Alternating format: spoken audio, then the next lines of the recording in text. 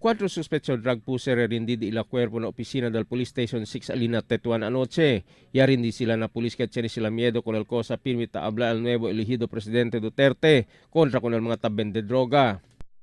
4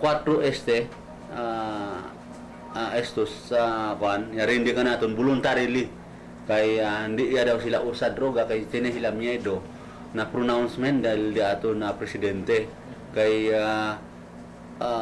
aggressively fight against illegal drugs.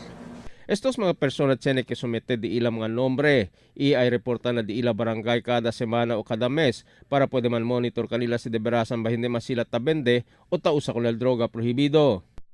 With the presence of badak diaton, local badak diaton na barangay, pati na pulis, representative na media, and siguro as a representative isa ba na DOJ para el MOA hindi lang yaasi lang kundi effective gayot asya kita akil agreement para tinagal mga terms and conditions niya ma-report sila weekly na badak diaton and close monitoring del diaton station after which monthly siguro man report sila si dibirasan bakil o religious bakil sila yan submit or yan submit nila kuerpo na otoridad kay hindi sila